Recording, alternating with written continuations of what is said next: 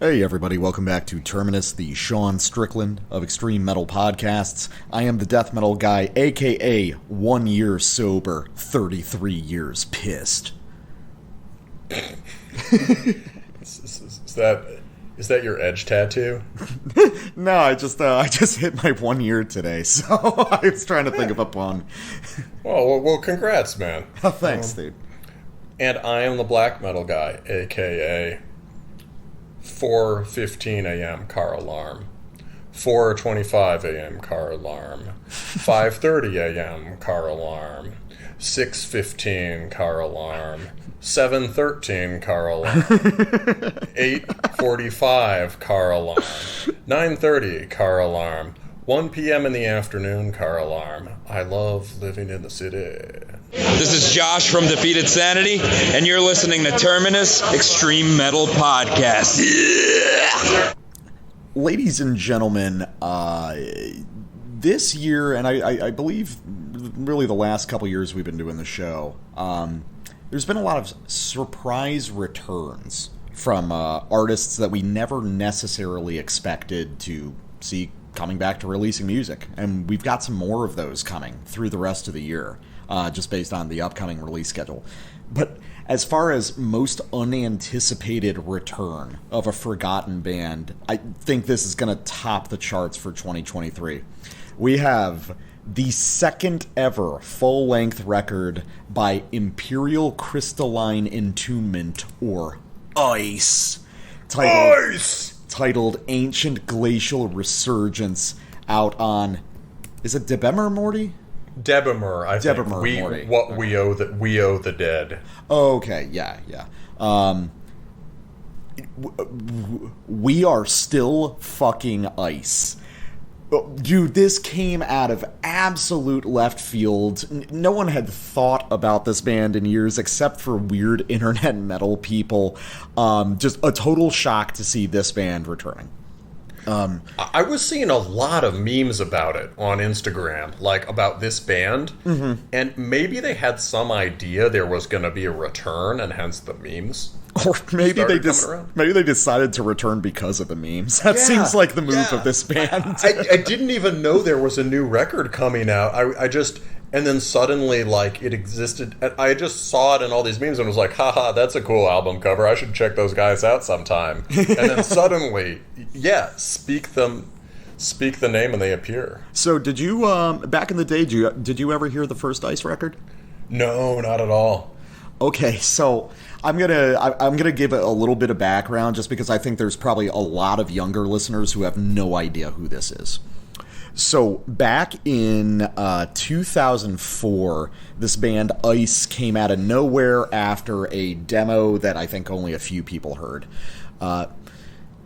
It came out, and it was actually really well received, especially by, like, internet metal weirdos. One, because it's just a really, really good record, and two, because it has a unique and kind of fun aesthetic that is, you know, really meme-worthy and just really entertaining overall. We didn't know who was in I.C.E. back then, but the personnel have been revealed since. I don't know what we thought back then, if they were randos or if we thought they were names, but no one was that concerned about it. It's not like today where everybody needs to know everything. So now we know that the personnel include, J.J. Hrubevac, a couple of the guys from Aurora Borealis, which is a sort of proggy, techie Black Death band that never quite got to the level of one of the really big ones, but are really solid and worth listening to. So back in 2004, this crew of guys who are associated in like a distant way with like a crew of musicians that work at Relapse Records. This sort of Maryland, DC, VA, Pennsylvania scene that all kind of goes together. So back in 2004, these guys made a record of blasting, immortal worshipping USBM, which was really good. It was unfortunately released on Crash Music, which is not the best label. Those who aren't familiar might know them under the name Pavement Music during the 90s and early 2000s before it changed to Crash. a lot of bands did not have great experiences with those labels, and I.C.E. probably fell a little bit into obscurity just because of that. So yeah, this is back in 2004. This is a hit of internet extreme metal in its purest sense, and it's an era that I really love because that's when I started getting into extreme metal. I heard the first I.C.E. record back then, and I really, really enjoyed it. It was really fun, really extreme, and kind of funny in a way that was like, there was a ton of affection in the parody that this music sort of is. And it works well because they play it so straight and just really commit to the bit, and as a result make just a really awesome extreme metal record. So it's almost 20 years later, and the second album has been released, and I'm happy to say that it's really fucking good. It has all the charm of the first record, but now it's been, even further polished by another 20 years of refinement from the musicians involved. The songs are really good and really fast and compact, and every track has at least one or two big hooks that'll make you remember it very distinctly. And it is a window into an era of very blast-focused USBM that kind of disappeared over the last decade or so. So I don't know if everyone will enjoy this as much as I do, but since I was there for the original incarnation, this kind of has a special place for me. It's so charming to see this band back. Black Metal Guy, first experience with I.C.E. What do you think? What were your expectations, and were they fulfilled? Well, I didn't know what to expect. When you see a cover like that, you basically assume it's going to be pretty good. Yeah. At least if you're us. But, this rules, man. Like, I wasn't there for the first one, but I'm there for this one. Let's see. So, you know how, like, we used to talk about this more on the show, right? Every band, especially in black metal, right? You can tell kind of what RPG class the band is. Yeah. Right? And if you check the cover, I.C.E. are going with a pure wizard build, right? Emperor were wizards with swords. I.C.E. are just wizards. They have their robes, they have their staves, they have their long hair, which retains its vitality and its youthful black color despite their centuries-old age. They're wizards, and can I steal a phrase of yours here, Death Metal Guy? Sure. This is your phrase, but I just thought of it. They're wizards, and normally in black metal you expect maybe that to be just a little more remote, right? Mm-hmm. Sort of maybe intense in a way, but, majestic, intricate, atmospheric, cool wizard music. Mm-hmm. Well, this is definitely cool wizard music, but the thing about these guys is they have big spells. Enormous spells.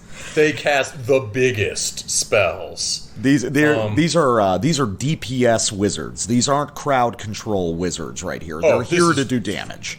Frost Vortex all day. Yes. And, if you check the album cover, you can see that they are in fact summoning frost spirits, which could be best described using the technical Old Norse term, dick wolves. I'm not kidding. In ancient Norse witchcraft, certain kinds of attack spirits were understood basically as phallic wolves projected through the air. I like that, yeah. But yeah, these are icy dick wolves hurtling out of the Antarctic void. So yeah, they've got some AoE, they've got some summons, pure DPS. But you might think, okay, well surely these are very simple wizards, but no. They are master mages. And this is, as you say, an extremely fun record. But behind that, there's really sophisticated composition. Mm-hmm. It's obsessively detailed, and it doesn't offer any of the kinds of kicks that are current in black metal. Mm-hmm, yeah. This is not conventionally as the kids mean it these days, triumphant, i.e. poppy black metal. It's hard-edged. And if Immortal is the reference, right, it's the second half of Sons of Northern Darkness. Yeah. I think these guys understand things about Immortal that are typically ignored by others. Right. So, I mean, you very wisely said they're interested in the most death metal side of Immortal. Yeah, right? yeah. And more than of the black metal parts of Immortal, it's when Immortal is operating at this stadium scale, but embracing a sort of refinement and severity in black metal composition and agility in how the compositions work. So especially like tracks like Within the Dark Mind and Antarctica, especially Antarctica. Yeah, definitely right? Antarctica. Somebody described their aesthetic as Antarctic, which I think totally makes sense, right? Yeah. So that like the songs move really quickly, and they usually don't have that many reps per riff. Maybe 4. It's unusual to get more than 4 without a variation. And they just surge in this very graceful way from one high contrast riff to another high contrast riff, where at the very least the textures are very different and often the harmonies are very different, but there's an overarching sense of melody and direction that threads it all together. And every time they approach a huge Immortal well, actually, let's get to your sample and then I'll point it out. Yeah, because I wanted to play a sample before I got into more of where I think this is coming from, especially in its place of like the history of USBM. I think this will make some things clear for both of us. So my first sample is literally just the opening of the album. By the way, since you haven't heard the first album does in fact begin with the vocalist screaming, "We are fucking ice." So I as soon as I heard the callback, I was like, yeah, 10 out of 10 record. This is fucking awesome. This is a great song. I think that these first couple minutes are an amazing microcosm of the album as a whole. It's like almost fractal. So let's check it out. It's also the most fun you're going to have this year. We are still fucking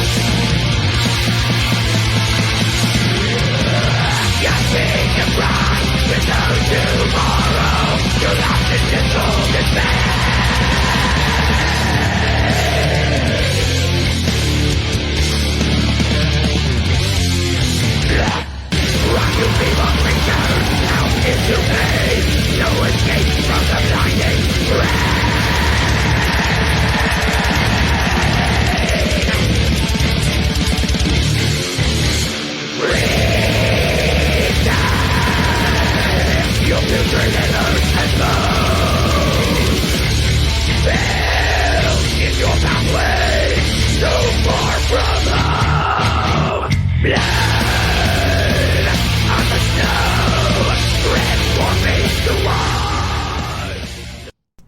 man, we were just cackling through that whole sample, dude. Oh, dude, every part's so fucking cool. Yeah, man. It's really hard to know where to start, honestly. Well, so here's I'll bring up a couple things that I find interesting. Something that makes this uniquely American is the intrusion of some of these like distinctly American ideas of like death metal and metalcore will bleed in. So there's an awesome, as you guys heard, sort of pseudo-metalcore melodic breakdown that occurs. That big, expansive section with that sweeping up and down lead guitar. That is just outstanding. But there's also a propensity towards, like, deliberately groovy mosh riffing on this that I really love. You know, just that really heavy chugging palm mute against the high-speed trem, that sort of war metal effect you were pointing out while it was playing. Yeah, the boom, boom, boom. Yeah. Boom. Yeah, so that lead, right, that's what you were talking about, that the lower lead, boom, boom, boom, boom, yeah. boom. That sliding thing has some, like, greasy American metalcore to it, right? Is that, yeah. And like, that's almost a blues bend in one part of that phrase. And then over top of it, you have just a very noble martial war metal trem. And over the sustained blast, I was just like, yeah. So it's awesome. Like, the core of this music is based around Immortal, and I think Dissection is probably a big one here, too. I think there's a lot of stuff that's directly sort of Storm of the Lightsbane inspired. But what gets me about this is placing this in the context of this sort of now forgotten style of very, like, blasting U.S. norsecore. And I think going back to the style now reveals things about it that we never really considered before. I feel like this style of USBM is structurally and sort of in terms of how it functions as a genre, more of a death metal subgenre. I'm talking about bands in the vein of like Cult of Azazel or Thornspawn, these super blast heavy, very direct sort of warlike black metal bands that were popular in the 90s and the early 2000s. Oh, did you have something? I was just going to say Thornspawn. Yeah. And there's something about these bands and the way that they're willing to move and their lack of interest in the finer points of black metal riffing.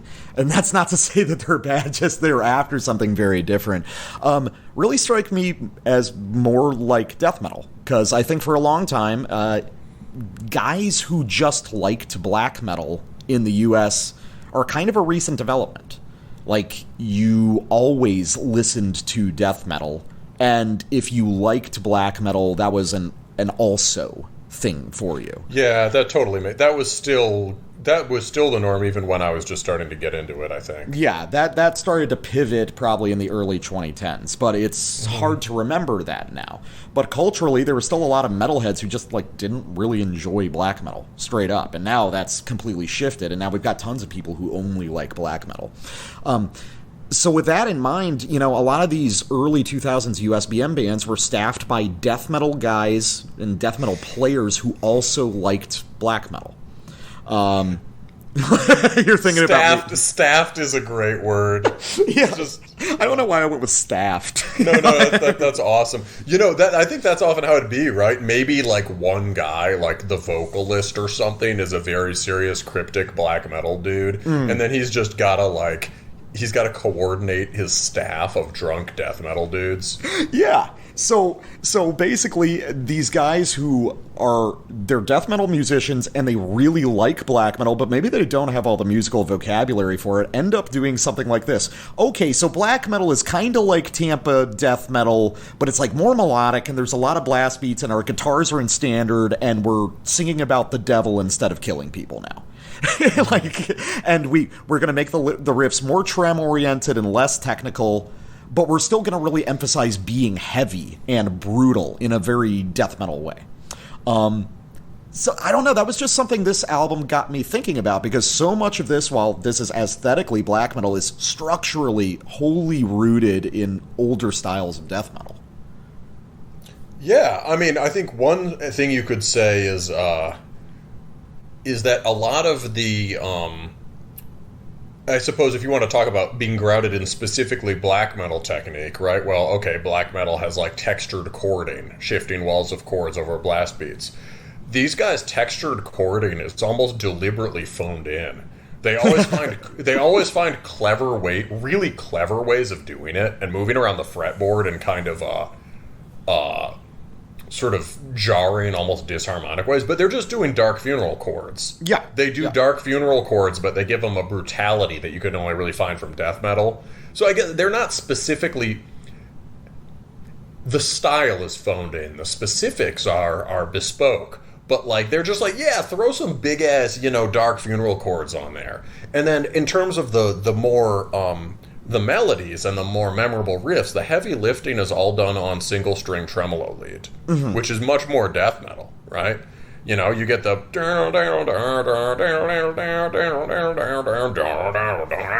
Right? Yeah. That's a death metal riff. And then there's another thing that they do that's really cool. They understand a lot about black metal aesthetic values, right? So, and in some ways they sound more black metal than a lot of modern black metal bands. So here's an example, right? Every time they launch into the big Immortal Stadium riff, they throw in some kink at the end so that it doesn't resolve normally. So when you start to get the big echoing descending arpeggio there, right, it outlines a Dorian melody, and then this is a sort of shouty chorus moment. I can't remember exactly how it goes, but at the end, they just step it down to half steps. And that doesn't really, like, ruin or sour what came before. It sets it up again, but it's a much more sinister vastness. Yeah, and that's almost like a thrash technique. Yeah, for sure. And it's also just a classic... They're also just throwing in classic Norwegian black metal intervals. Or one of the most outstanding leads there is over that initial blast, like, wall of blasting, after We Are Fucking Ice, right? Still Fucking Ice, right? You get this... I'm trying to see if I can find it real quick. Okay, so I found it. It's right around a minute in.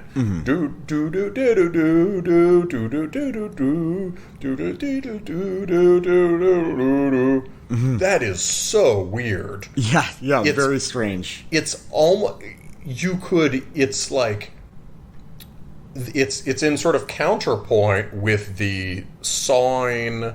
or I guess, no, it's in unison rhythm. But... very different harmony with the sort of sawing dark funeral chords, and it is the note choice is just it's strange. They're doing things that Emperor or Dissection could have done, but never did because they didn't need to.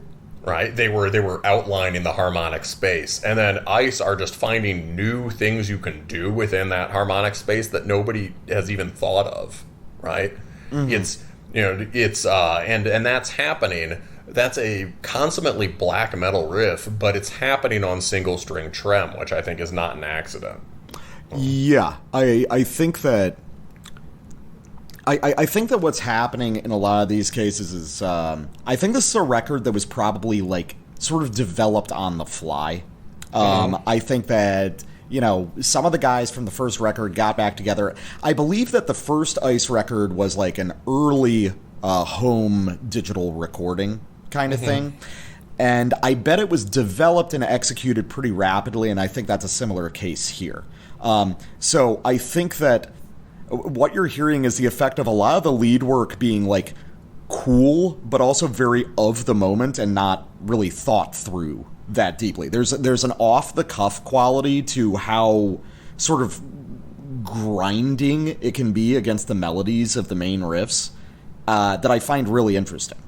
It causes this, like, intense contrast in the way you'd hear it in, like, an early Dismember record, where you'd have these really grinding power chord-oriented rhythm riffs with a much more melodic, like almost even Victorian sort of little melodic fragments looping over them. Yeah, I think I hear what you mean, because there's nothing like exactly like that riff for the rest of the... There's a lot of one-off riffs, which I can see happening in a very ad hoc method of composition. It's like, okay, we've got these dark funeral chords sort of clashing and crashing around. We need something else to happen over this. What can you do? Hey, well, how about if I come up with this riff? Yeah, that's pretty cool, but it just sounds like an Emperor riff. Can you, like, make it a little weirder? Yeah. And then it's just like, okay, what if I throw it up, like, you know, way higher on the fretboard and, like, just snake it around a little bit, and then it's got this very strange, eerie tension with what's going on under it. But yeah, I totally see what you mean. Like, that's a very creative thing that could happen better on the fly. Yeah, it is not improv, but it is written in sequence with being recorded. I like the idea that they saw the memes and were like, fuck it, let's get the boys back together. I mean, it's entirely possible. Yeah. Let's get to your first sample, because that's a really good song. Yeah, so this is, it's kind of hard to pick favorites here. I would say my ear really perked up around track 4, but now that I listen to that sample again with the first track, I'm just like, I don't know, man. This is killer from start to finish. That was an amazing It's bracing. sequence, It takes a little time to get your feet under you, I think. Yeah, I was kind of the subpar speakers also. I think I missed some of it. But we get to Of Blizzards and Banshees, which is track 4. And this is one of the only songs where they make exceptions to their songwriting rules. Those exceptions are very powerful. So this is one of the only songs where the big Immortal riff actually resolves in the kind of like, ugh, we're the tyrants way that you want it to. And it's all the stronger for that. But that's the chorus. The song sort of starts with the chorus and it works its way back to the chorus. But we're going to start the sample right after you get that big epic part. And there's mid-song development here that's extraordinarily brutal and very death metal, and an interesting kind of death metal in this context. And it shows that kind of songwriting sophistication I was talking about. This is very fun, but it's also not anything anyone had ordered at this point.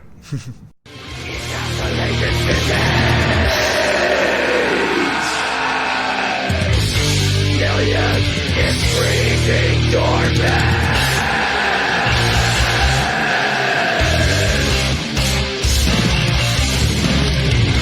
Dead.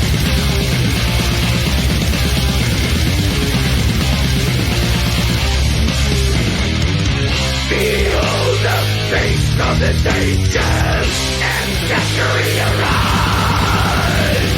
Slice and bleed, attaching to shreds. Clawing your flesh, only us remain.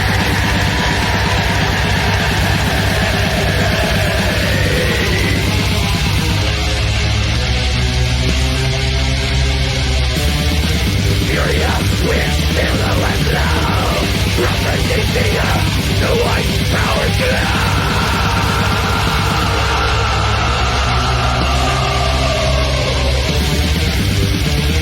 Enter and fall into endless armies of ghastly stars.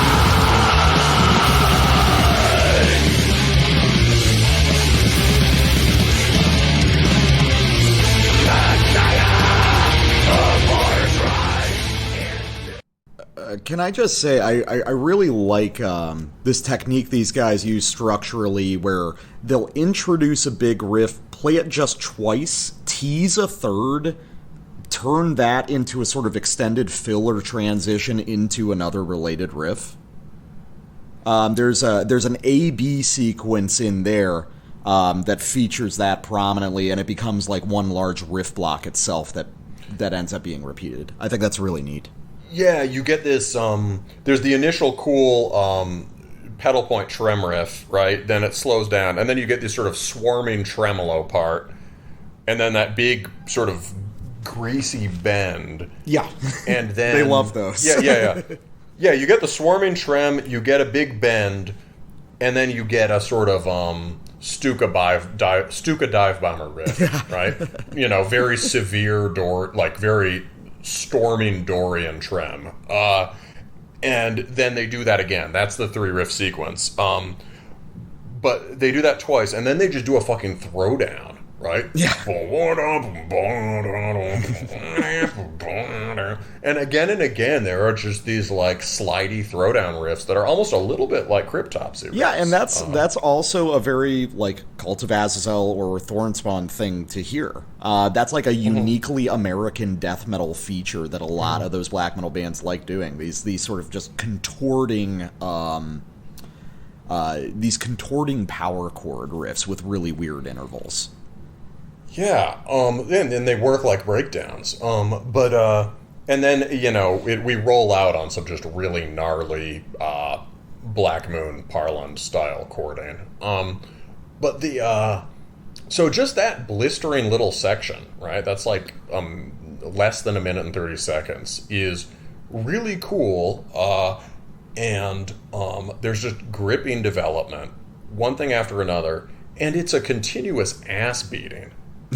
There's like it's just relentlessly brutal. And I want to highlight also that the kind of death metal that is here, we will come back to it more. We've talked about it a bit, right? I guess if it's the death metal that comes through Immortal as one of the primary points, then Morbid Angel is going to be crucial, right? Yeah. And what we're getting a lot of here is a beefed up version of thrashy Morbid Angel. Oh yeah, like first couple records. Even some of the churning slow parts sound like weird stuff Trey would come up with. Yeah, for sure. Some of the bends, for sure. Yeah. And that sort of that sick sort of Marshall pedal point thing at the beginning sounded like a simplified Morbid Angel thrashy riff. A lot of the time, in moments like that, this record sounds a lot like an epic war metal record, but it doesn't spend time on those things in the way that, say, a Scythian would or whatever. It just, or an Ares Kingdom would. That just is part of the death metal frost blizzard as it hurtles by you. Right? Yeah, it perceives those elements as just like natural features of this music. Yeah, Angel Corpse would be a good comparison, right? There's parts on this that hit kind of like Angel Corpse, and then they just break. Yes, it's a natural part of the flow of riffs, and then we break into something that's much more like a pure death metal riff or a pure black metal riff. Yeah, it's very deliberately blocky, but in a way that I really enjoy, in the manner of like 90s death metal. Just super crisp, defined starts and ends to riffs. Contrasting riff lengths. They're doing some of that like really aggressive, like almost cut time stuff that you would notice in sort of like deathgrind bands from that era. It's really neat. I think it's a really cool way to play with the sort of like overwrought version of traditional black metal aesthetics and apply them to a structure you wouldn't expect. All right, so let me get to another sample. This is another one of my favorites off the record. This is Ravaskeith's Crystalline Return. Ravaskeith being the like winter or frost god that they say that the members worship. It's wonderful. That's like an Inquisition thing. Like Inquisition in the old interviews, Dagon said, "I am channeling a demon," right? Yeah. And the band members claim that vocals and lyrics are performed through them directly by Ravaskeith, and that there are no instruments but us ourselves. Yeah, it's great, man. Yeah, I love the aesthetic. I'm kind of surprised it took people so long to do like the all white, frosty black metal look. It's interesting. So anyway, this song's riffs are super strange. This will be good leading off what we were just talking about. So the core of a lot of the riffing here is dissection, but twisted around in a distinctly American death metal manner.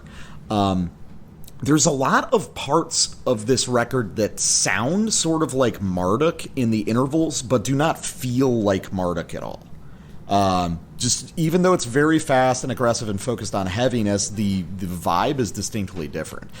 And the weird thing that happens is in some of the really muted, monochromatic, more melodic black metal riffing, you'll get stuff that sounds almost like Needham Division 187. And Black Metal Guy, I'm interested if you hear the same riff in the manner that I did there. Just see if you can identify it.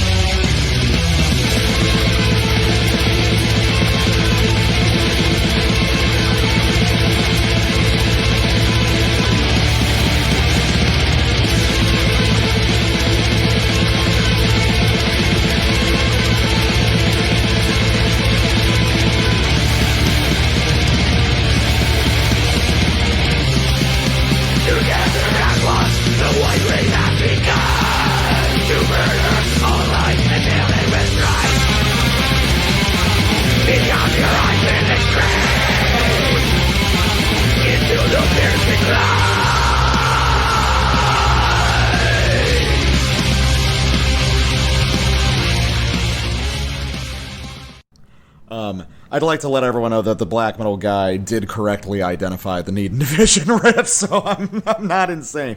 Of the 60 riffs we heard, he selected the correct one out of the pile. Yeah, that was around 1830.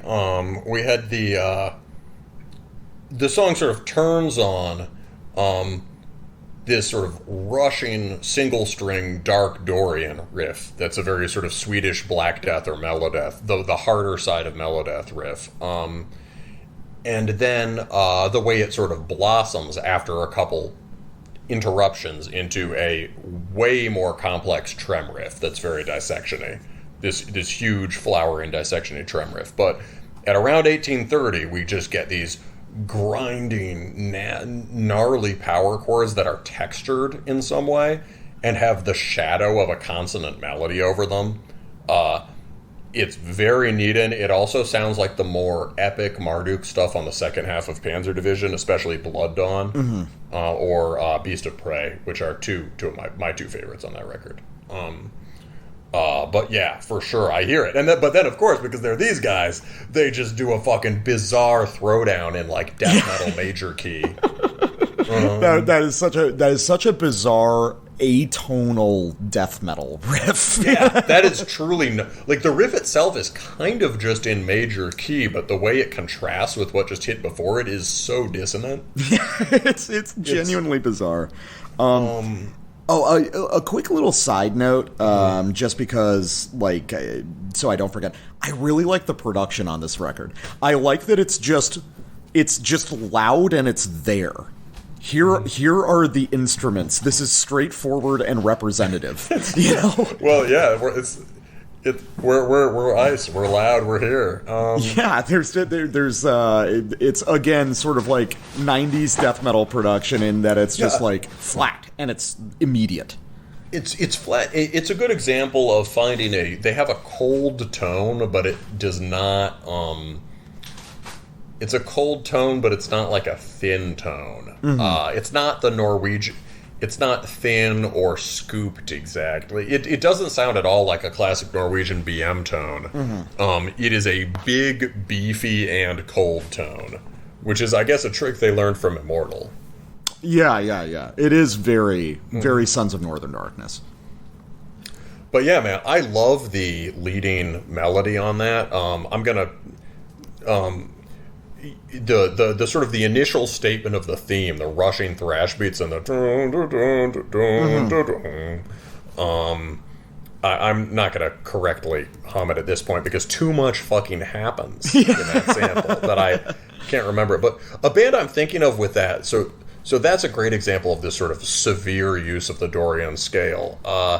And Dissection's a good comparison, but it sounds more like the sort of deeper well of Swedish extreme metal from the 90s. So like some of the earlier At the Gate stuff, or I'm thinking of like Eucharist of Velvet Creation, or the more death metal-y stuff from Dawn, or Thy Primordial. Even some of the like the melodies are kind of like Thy Primordial. Basically, it just shows a really deep knowledge of the well of Swedish black metal. I also wonder, or whatever it was they played, I think, Swedish extreme metal, which was its own thing. It's almost even like a first At the Gates, or not At the Gates, sorry, I already said that. A first Amon Amarth record riff. Yeah, definitely. But anyway, they're pulling from all sorts of really cool shit, and what allows them to do it convincingly is that despite the repeated sort of greasy death metal moments, there's an ear for classical harmony and chord changes. Mm-hmm. And a lot of the thing that's navigating the abrupt shifts between riff styles is this ear for classical harmony. So as, it's easy to hear this record and be like, this is big, this is fun, this is retarded, right? It's not retarded at all, man. The wizards have put all of their craft into these spells. Yeah, it's definitely a record with a surprising amount of subtlety. Mm-hmm. Yes, it's just subtlety. Hey, that's metal, right? It's a bunch of subtlety at deafening volume. Yeah. So, speaking more of the death metal side of this, we've got more of an atmospheric track, or a landscape, you could say. This is in the middle of the record, Petrified Cadaverous Wasteland, so like literally kind of a landscape track. And here they slow down for most of the song, for more of that sprawling immortal, sprawling vastness type thing you get with the slower immortal tracks. And this is a good place to listen for another central death metal influence here that is more implicit throughout most of the record, but comes to the fore on the second half of the record, and especially here. See if you can pick it out.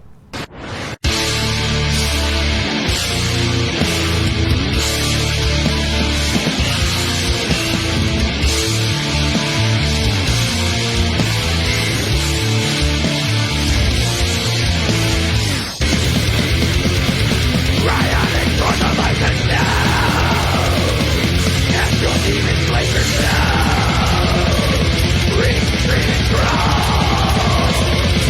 and then come around.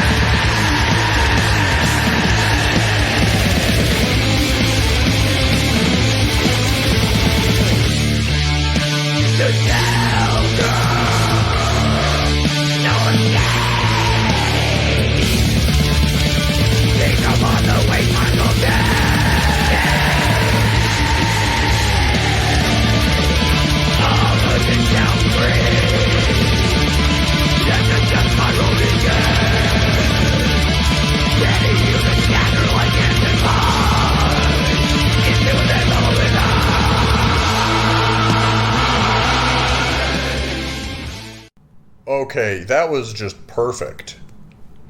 I really couldn't ask for more things I love lined up in a row with immense skill. So, you start off with more of those, scowling, warlike, thrashing leads. And you end up very quickly in a gigantic immolation riff.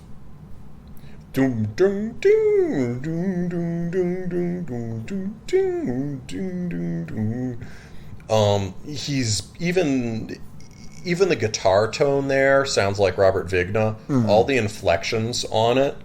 The switch to trem halfway through.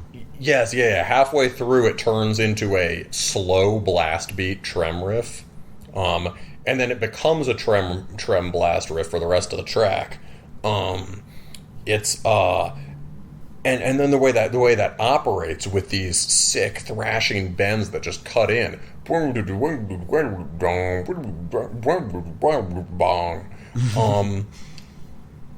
It's just, I love all that, and so not much to say about it that we haven't said about the other parts. It's phenomenal. And immolation as a death metal influence makes a lot of sense. That's like, again, this is way more highbrow than it seems at first. And in terms of black metal adjacent death metal, immolation is right up there at the top. And a lot of those more, severe low-end trem leads could also be some of the more black metal parts of immolation, like we got on this last record that they did on Acts of God. So it makes sense in that light. And you think of immolation also being in the background. Do you remember, like, Arkhon and Infaustus?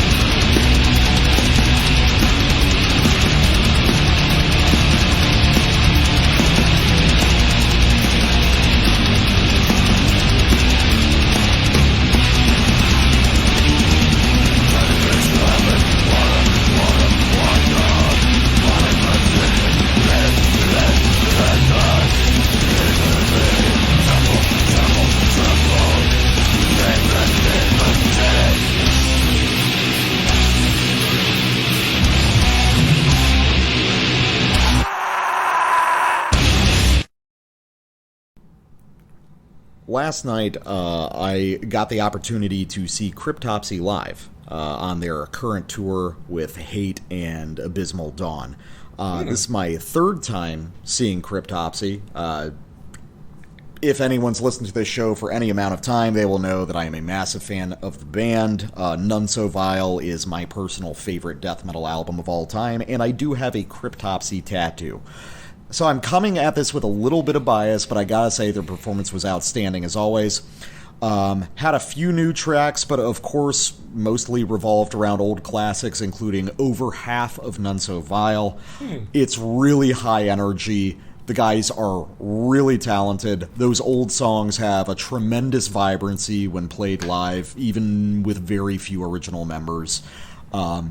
Outstanding live band. I will see them every single time they come anywhere near my city. That's just a lifetime fixation that I'll always have. Cryptopsy's 8th full-length album, As Gomorrah Burns, is not very good. It's not particularly bad. It's mostly just not very good. I am not surprised by this. I don't think most people will be surprised by this. I don't think that the band themselves are surprised by this, in that the push for this album seems muted, if anything. Initial impressions that I've seen online have been surprisingly positive, though I'm not really sure why, as the record's greatest crime is almost certainly being Cryptopsy's boringest record. And there's a lot of reasons for this, and it doesn't really make me think anything about what the next Cryptopsy record will sound like. I don't think that this is going to have anything to do with that necessarily. As Gomorrah Burns is a very strange sort of shot in the dark, 10 years on from the band's last album, that is reaching with both hands toward a sort of mainstream popularity, but with little technical understanding of what would actually result in mainstream popularity, making for a record which, while boring musically, is very interesting to talk about in a meta-musical sense. So, Black Metal Guy, what did you think of As Gomorrah Burns? I don't know. Do you think there's some, like, parallel... Do you think there will ever be some bong rip moment where we decide this record is actually good? Because it is... That's what you were saying about the, like, trying to appeal to a mass audience. I for sure hear that. However, this is resolutely, completely inaccessible from beginning to end. Yeah. It is a wall of extraordinarily abrasive sounds. It has a lot in common with things we love. But the problem is, it's like, this record is just one color, but that color is something like harsh sepia. Or relentless mauve. I don't know, It's endlessly this kind of, and I think the harsh sepia is really it. It's this kind of endless, bleak and uncomfortable and intense, but not exactly heavy or crushing or astonishingly brutal. Heavy is wrong. No, it's definitely heavy. I think that's the thing. This does a lot of things right in that it is an impenetrable wall of noise, but it's... all of the flourishes around it and all of the style is very sort of mainstream metal, which we'll get into in a minute. It's true. It's really fucking boring. It really is. I've listened to this album probably about 5 times now, and it's extremely difficult to remember any moment. Yeah, I can remember a couple moments, and I'm pretty sure I got at least one of them in one of my samples. But it's even hard to pick them out. You've pointed out that Latter-day Cryptopsy is kind of like a grind band. At its best, this could be some sort of like wall-to-wall grinding. This could be some sort of like very cool, impenetrable avant-grind record, but there's a lot of stuff getting in the way of that. Yeah. I think, I mean, I guess my overall judgment would basically be like, Cryptopsy are clearly like the most extreme, most death metal-y, and most accomplished deathcore band of the 2000s. But the problem is it's 2023 and Cryptopsy aren't a deathcore band. So why has this happened? And I know that you have a sophisticated answer to this. Mostly what I could do while I listened to this was just try to speculate on that and come up with my own theories. Yeah, and I think that your theory is essentially correct. So let's kind of start on that. Okay, so that can even get us into a sample pretty quick. And, you know, and I'm sure that my background knowledge here comes a lot from the death metal guy already. But, so this is based on some stuff I remember from him and reading about them and my impressions of this record. But, like, if I had to guess what the tragic flaw with this band is, it's something like excessive humility. It's being, I'll come back to why, but excessive humility. It's like they have shown excessive deference to bands that are younger than them and worse than them and influenced by them. And done so out of basically like good musician instincts in some ways. And just like good bloke instincts. But let's go to just this memorable part, relatively speaking, early on in the record. So, second track, In Abeyance, features a classic kind of Cryptopsy breakdown, which we'll get into more. And this is one of the standard units for kind of the breakdowns here. You'll hear that it's rhythmically actually a bit like some of the throwdown parts on the Ice record we just reviewed. And I'm sure they're influenced by None So Vile. Right? Yeah. But in a way, what they're doing is very classic Cryptopsy, but processed through this deathcore lens. So here we go.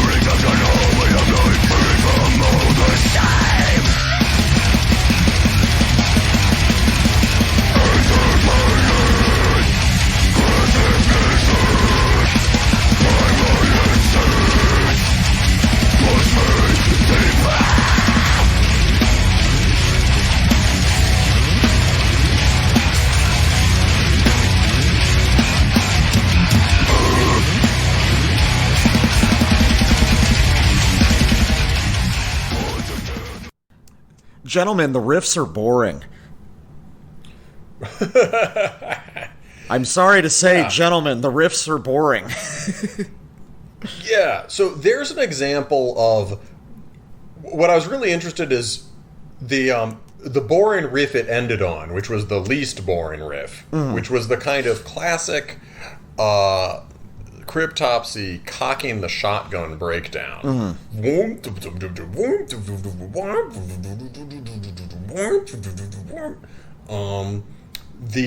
way they sort of pull up with that slide and then it throws into a chug. It's you can really hear Ice doing better versions of that riff throughout the Ice record, honestly. But that's a kind of a style that we pointed out when we did a bonus on None So Vile.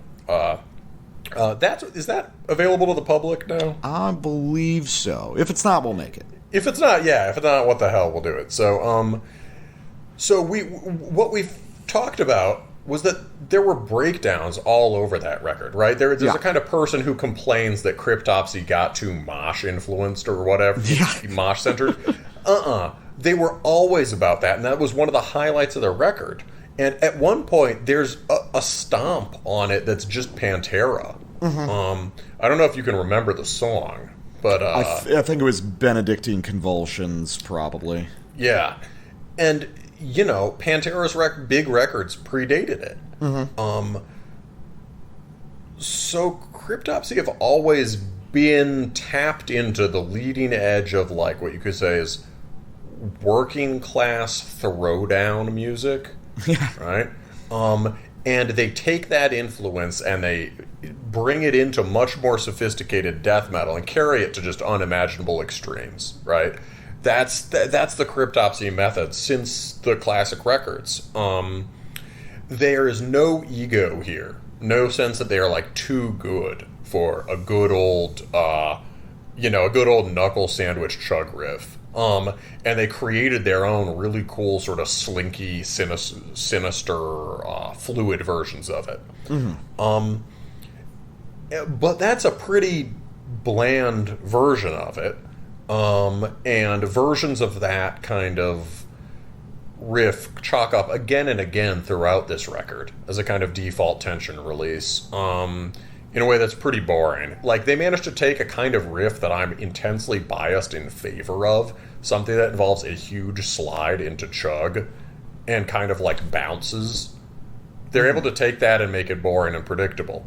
And the riffs leading up to it, yeah, as you said, it was all these kind of, like, just a salad. There were some interesting structural things happening in terms of, like, fake breakdowns back into blasts and things like that. Yeah, they're all cool little songwriting tricks. There's lots of cool little tricks all over this record. A big bag of tricks, which then is undifferentiated because the riffing material there was so... we often praise bands for really effective work with micro phrases and motifs and not being worried about big riffs. But that was all just, like, completely... There were, like, 10 different riffs there, and they were all these little meaningless figures, which could work in a grindcore context, but... Yeah, so, I think especially... I listened to the record a few times, and then I saw them live last night. And they played a few tracks off this record. They played In Abeyance, they played Flayed the Swine, and I think one other. And the songs definitely go over better live. They're not outstanding, but they're very solid, and they're a lot of fun to bang your head to. The production on this album is so fucking bad, so processed within an inch of its life. It has barely anything to do with actual musical performance. The quantizing and alignment is so extreme, everything human's been sucked out of this. And as a result, it doesn't really sound heavy anymore.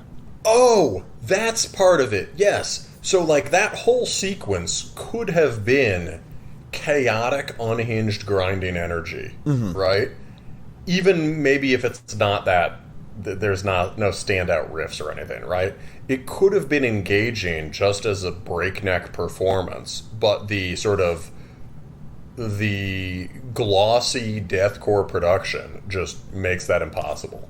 Yeah, and I think that this leads into sort of a meta problem that Cryptopsy faces, which is a tremendous misalignment between the audience and the band. Like, Cryptopsy misunderstands, like, what made them great. And the audience also isn't very good at identifying it either. Yeah, so can I finish my part of the theory? Oh, yeah, go ahead. Yeah, no, but this segues well to that, and then you will pick up from there. So, like, basically, like, they're... The elephant, the not elephant in the room is the deathcore, right? That's the problem for everyone. So they've always been they've never been snobs about being pure, true death metal guys. It's always been fundamental to their method. And my guess is when they started to hear deathcore or the sort of brutal death bands that influenced it, right? They genuinely liked it. And when those bands name dropped Cryptopsy, they were like, hey, this kind of does sound like us, right? And they also heard how, among a new generation of metal fan, right, everyone was saying that, like, they were all saying, oh, you know, Job for a Cowboy, Whitechapel, whatever, that's the most brutal shit ever, right? Mm-hmm. So Cryptopsy are like, okay, well, you know, if the youth say this is the most brutal shit ever, maybe they've got a point, right? And so we got to incorporate it. And it's like there's not necessarily anything wrong with that, responding to the arms race, but maybe they didn't realize an important thing, which was that most of those bands sucked ass. But they also adapted. It's like they adapted too successfully, and they lost the things. Instead of picking up some new tricks and then using the wisdom of the old dog to show how you really do it and make death metal, it's like they just became very good at structures invented by other bands without losing all of the things they brought to the table, or almost all the things they brought to the table at the beginning. Yeah, it seems like what Cryptopsy has extracted from deathcore is like totally counterintuitive. It's very easy to imagine, sort of, if you will, a straightforward Cryptopsy song, but with a very modern deathcore breakdown in it. It's easy to imagine Cryptopsy with really over-the-top effects-treated vocals in the Slaughter to Prevail style. But what they take from it is sort of like the interstitial material of deathcore. Like, the remaining death metal trem riffs that are, like, C+ level at best, usually, and the sort of gestures towards pseudo-epic behemoth posturing. And for some reason, they decided those were the essential features of deathcore. Oh, yeah, there's some little nods to black metal, which are probably more like behemoth. Yeah, and they suck. Yeah, they're very bad.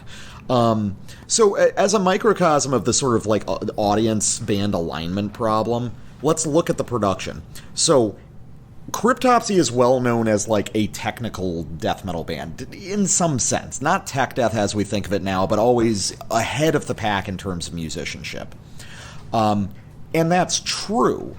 All the members of Cryptopsy historically have been very, very good musicians. What they've never been is super tight. Cryptopsy on record, like on Blasphemy Made Flesh and None So Vile, those are highly technical, but they're pretty loosey-goosey with the time in a lot of cases. And the production is really raw. The whole performance is raw and wild. Yeah. I mean, there was the classic criticism of Flo, the drummer, was that his blast beats would fade out in volume, which they would because he was blasting faster than almost anyone at the time, and it just wasn't sustainable. Watching Cryptopsy live, they're all very good musicians, and they got kind of a loose relationship with time. Sometimes there's a lot of sudden speeding up and slowing down and people kind of catching up with each other. So there's something very vital and organic about that. But the problem is, cool. Yeah, those are cool things, but they're things that are harder to understand. So people seize on the technicality. They think of Cryptopsy as a tech death band. Cryptopsy responds to that expectation by turning into like a polished modern technical deathcore band, and nobody's happy with it. It's because they were misunderstanding the fucking question to begin with. It's not that Cryptopsy's turning into deathcore. Cryptopsy basically designed a bunch of the techniques that are currently used in deathcore, but then decided to take influence from the people taking influence from them, which was inherently a dumbed-down, streamlined version of what Cryptopsy originally did. So there's this almost caricature thing going on where it's like Cryptopsy playing covers of Cryptopsy. It's truly bizarre. Like, you can tell that this is sort of the same band, but like from a bizarro dimension. And what the craziest fucking thing about this record is that the general conceit of this has already been done by the band previously on their 2012 self-titled release, which is a phenomenal record that is sort of like deathgrind meets techie, almost mathy metalcore, like super dense. This has been substantially simplified from that. That is a fucking wall-to-wall nightmare of an album. Like, interesting. That's got like that punishing quality of like early Dillinger Escape Plan, but presented in a more deathgrind style. It's awesome. It's like almost as good as their first couple classic records. So Cryptopsy already figured out, how do we teach the old dog new tricks? Well, we get a little bit into like some deathcore mannerisms, but we take the whole conceit to the furthest possible extreme in the Cryptopsy vein.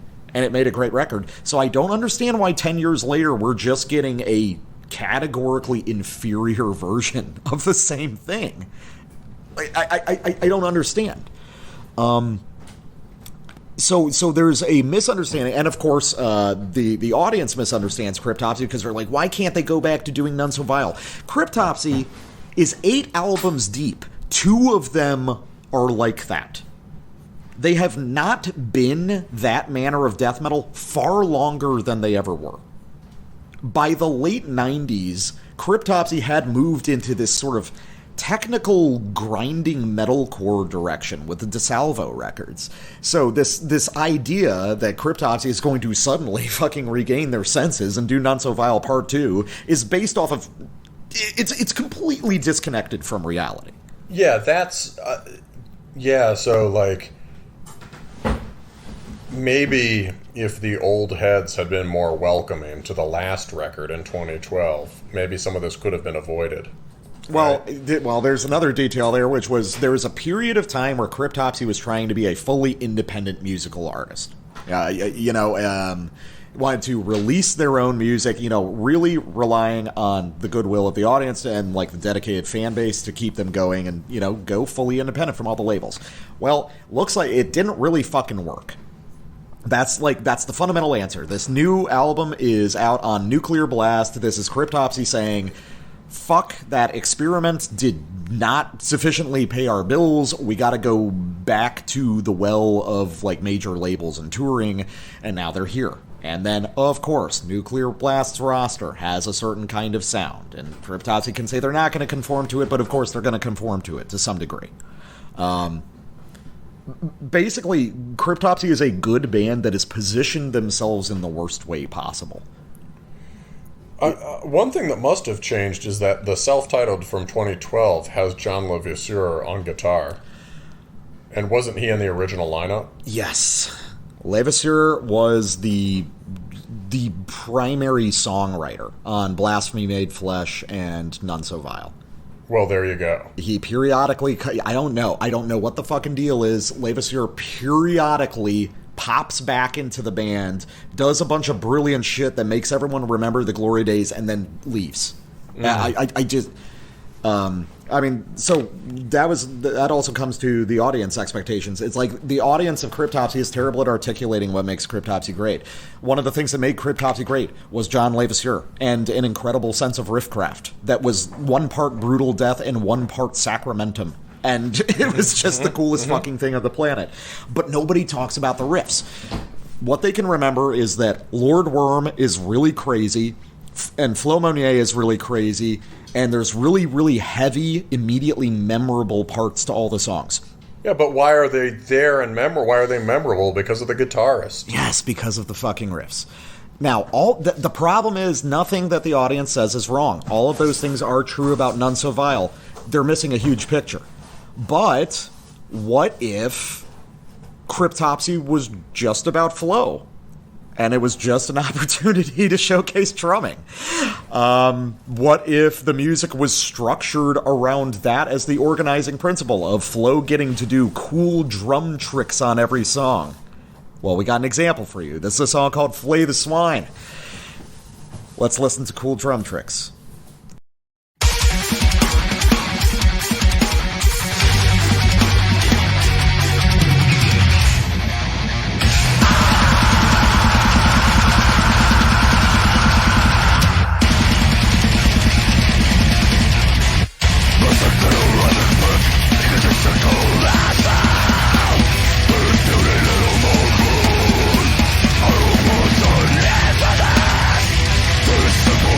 Search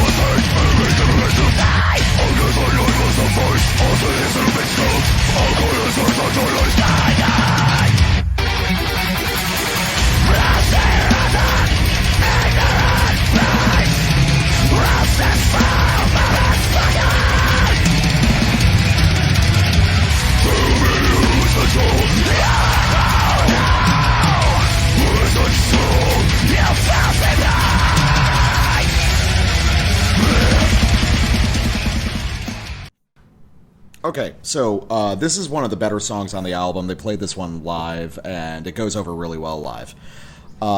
There's two good riffs. There's a grinding open power chord interstitial riff about halfway through the sample. And then the big grandiose chorus riff is pretty cool. It sounds like Black Dahlia Murder, which makes sense because Black Dahlia Murder sounds like a lot of the most melodic Cryptopsy parts. Why can't you just do the thing you're good at? Why do you have to model your shit after bands that are imitating you? Like, what? Why? You already have the original thing at your disposal, but you are doing this half-assed version instead. I do not understand the fucking logic here. Additionally, Flo Monnier, one of the greatest drummers in metal, he's just going to have that legacy forever. I understand that. I appreciate it. I like every note that he plays. But every moment doesn't have to be an opportunity to show off a new goddamn drumming trick that you are going to then put on a Drummio video. I am going to watch the video and enjoy it, but still, holy fuck, man, like, not everything needs to have a cool little off-time snare part or like a jazzy double-handed hi-hat trick. It's so fucking cluttered. No rhythm will be stuck with long enough to generate any sort of fucking momentum. It's jumping around with the spazziness of mathcore, but without like the raw intensity. Yeah, this is you know what? Parts like this sound like what I assumed Cryptopsy always was. I never listened to Cryptopsy because I was like, that's spazzy technical death metal, right? And then you play None So Violent, it's just like, they play a thrash beat for 30 seconds. Yeah, right? There's like, half the song is just Flo playing sick thrash beats with like epic, sort of disgusting but glorious trem riffs over it. Yeah, it's right? like, dude, None So Vile, I think I mentioned when we talked about the organizing rhythmic principle there is not the blast beat. It is the thrash beat. Everyone fucking forgets this. Cryptopsy is a band that uses blast beats as these, like, grind parts that are sort of like extended fills with, like, really simple cut time riffs that just generate, like, abrasion and tension. The meat of the music is located in thrash beats. They're an old-school death metal band at heart. And the biggest riff there, to me, was that sort of, around the 16-minute mark, was that sort of nasty intervaled stacking power chord riff over a thrash beat, which then like tore off in these sickly arpeggios that are very Cryptopsy and set up a bigger riff. So it's like those are where the riffs are given space to breathe, and there's precious little of it. Honestly, man, the part you liked at the end that sounded like Black Dahlia, it does. I hear that. I didn't like that. I thought that part sucked. No, that's fine. But I guess for me, it's like, at least they're committing to the fucking bit there. It was just, that's true. At least they stick around for it. But, like, the fucking sub-bass drop, right? And if you do a sub-bass drop, you've got to at least earn it with something really ignorant and brutal on the other side. Or genuinely epic. They didn't. They just go like, right? Just like, I mean, the basic idea there is root, half step down. There are 3,000 better versions of that on the I.C.E record. And it reminds me, the whole passage there reminds me of like Psychroptic with all the flavor sucked out. And way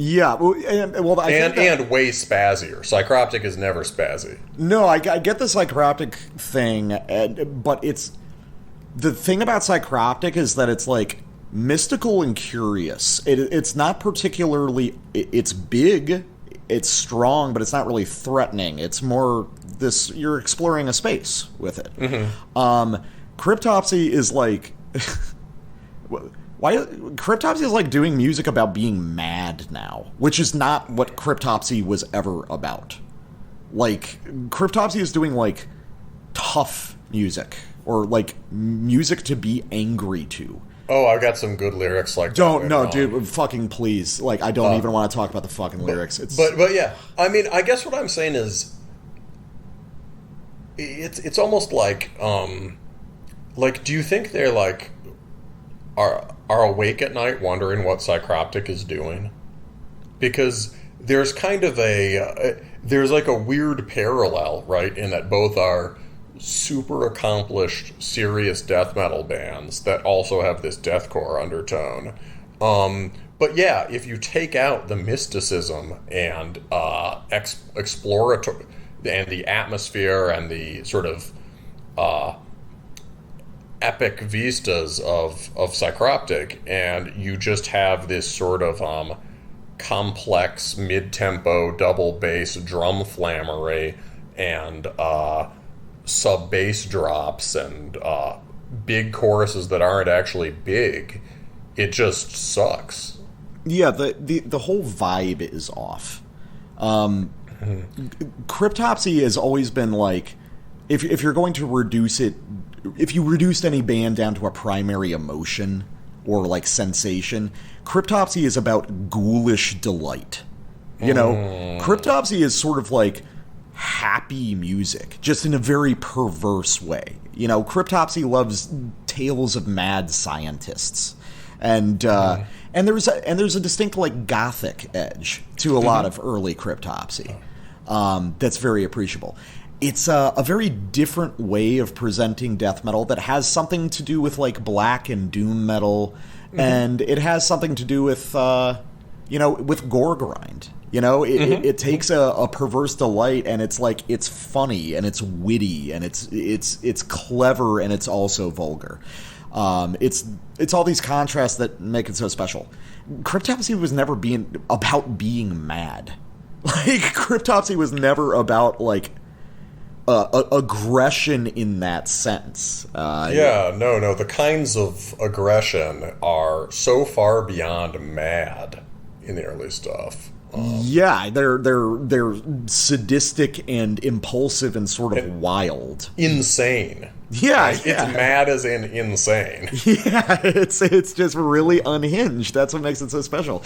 That's the problem. Cryptopsy on this record is remarkably hinged. One of the most hinged sounding fucking extreme metal bands I've ever heard. Or you can hear the hinges creaking from part to part. That's why that sub bass drop was so offensive to me. It's like I heard creak. Yeah, just you can feel the labor behind that decision to put it in. I know what you're doing. It's like I know what you're doing. Like Cryptopsy, you're trying to manipulate me. It's like you can't. The sub drop makes a cool moment cooler. It doesn't make a cool moment in and of itself. And it's also like a base and tasteless gesture that is below a band like this and almost below a band like Psychroptic, except that if you're really good, you find a way to make it work. Yeah. Same with the layered vocals. The layered vocals could be used to make this really brutal and absurd. Instead, they just negate any of the things that made old Cryptopsy vocals good. Yeah, and Matt is such a better vocalist live than on record. He does a capable Lord Worm imitation on the earlier songs in the set list. I don't understand some of the decision making. So okay, now let's play another little thought experiment game here. So Cryptopsy is going for broke, trying to get back into the graces of the mainstream metal scene after being sort of shunted to the side for the better part of a decade. So they want to go accessible, they want to go immediate. So let's go to Praise the Filth, where they decide to go fully, shamelessly deathcore in their own manner, and let's just see what happens.